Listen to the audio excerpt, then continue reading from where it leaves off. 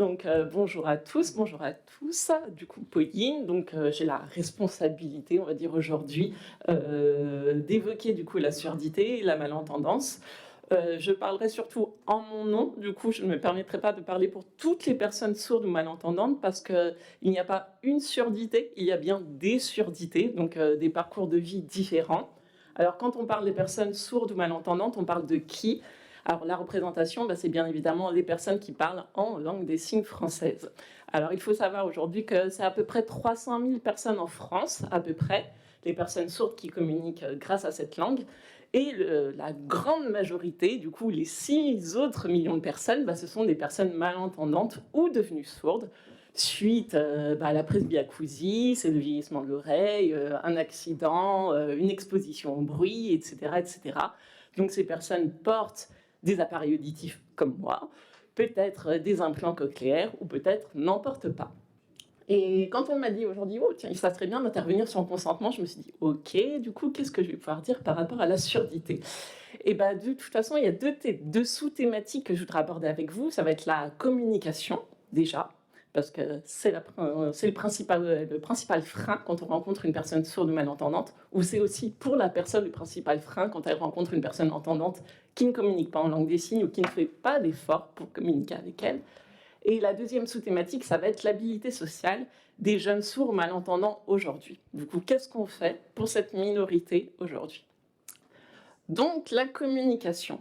Voilà, tout simplement des petits rappels. Je ne sais pas si vous avez déjà dans vos services, dans vos bureaux, rencontré des personnes sourdes, devenues sourdes ou malentendantes. Mais ce qui est compliqué de dire, justement, c'est ça le consentement. C'est comment est-ce qu'on peut exprimer un consentement lorsqu'on ne comprend pas ce que la personne en face de nous dit, ou lorsqu'on n'entend pas. Ah oui, parce qu'il faut peut-être déconstruire un mythe. Entendre, ce n'est pas comprendre, du coup. Ce n'est pas parce que j'entends la personne parler que je vais comprendre, c'est-à-dire que le message sonore va être décrypté, du coup, dans mon cerveau. Donc, comment est-ce que je peux exprimer ce consentement? Et si je suis une personne qui communique en langue des signes, comment est-ce que mon consentement que je vais exprimer en langue des signes va être compris par la personne en face de moi qui ne communique peut-être pas en langue des signes? Donc, c'est beaucoup de questions qui sont à se poser. Du coup, aujourd'hui, il y a eu des réponses ce matin un petit peu.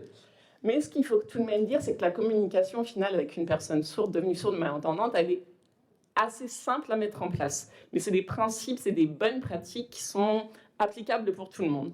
C'est quand je te parle, je te regarde. Je n'écris pas en même temps que je te parle, sinon on ne perçoit pas les lèvres, du coup, pour faciliter la lecture labiale. Je ne suis pas à contre-jour, je laisse mon visage visible pour que les expressions du visage soient également bien visibles, du coup, ce qui est dans une situation de consentement, voilà, ça peut être quand même très important, très porteur, du coup.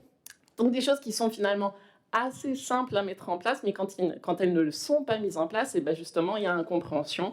Et quand il y a incompréhension, qu'est-ce qui se passe? Et dans la plupart des cas, les personnes sourdes, devenues sourdes, malentendantes, font répéter, ou parfois ne font pas répéter, tout simplement parce qu'elles sont gênées de faire répéter, parce que c'est montrer du coup qu'on est sourd, devenu sourd ou malentendant. C'est gênant parce qu'on ne veut pas montrer ses appareils, on ne veut pas montrer ses implants cochléaires. C'est gênant parce que la personne en face de nous, elle répète une fois, 2 fois, on n'a toujours pas compris.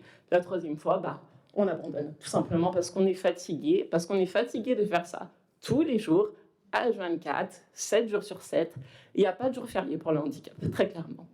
Donc voilà, donc c'est des petits tips qui sont à mettre en place, qui sont très simples, gratuits, mais si tout le monde le faisait, déjà ça serait très chouette, notamment lors de consultations ou autres. C'est très simple, mais par exemple chez le gynécologue, la gynéco qui vous fait un frottis et qui vous parle en même temps qu'elle fait le frottis, vous voyez pas sa tête. Donc faire de la lecture labiale, c'est totalement impossible. Donc qu'est-ce que vous faites? Vous dites oui, oui, oui, alors qu'en fait, ça se trouve, vous êtes totalement à côté de vos pompes.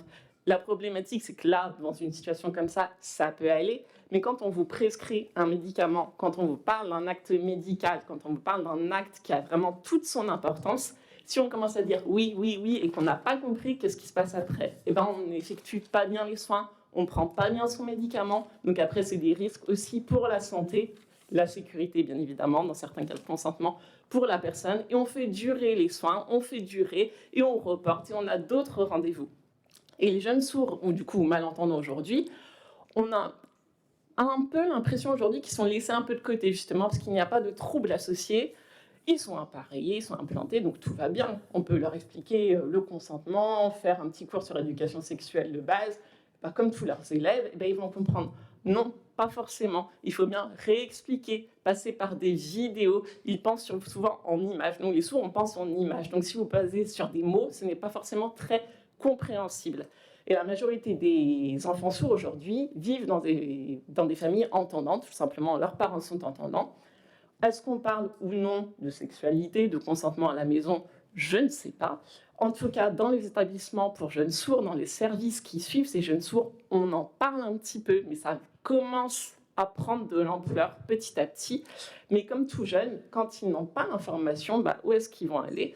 Sur les réseaux sociaux, sur Internet. Sauf que quand on n'a pas accès à une information accessible et quand on n'a pas eu les habilités sociales pour savoir quelle est la bonne information, est-ce que je peux avoir confiance dans cette information ou autre, ou qu'on va consulter des sites pornographiques, où on va se dire, mais peut-être que c'est ça la sexualité de base, c'est ça la sexualité normale, mais en plus on n'a pas le son, pas les explications, et ben on se dit, quels adultes ça va devenir du coup plus tard. Donc effectivement, on va parler après de l'enfance, enfin du cas des enfants, et je trouve que c'est vraiment une thématique qui est abordée aujourd'hui.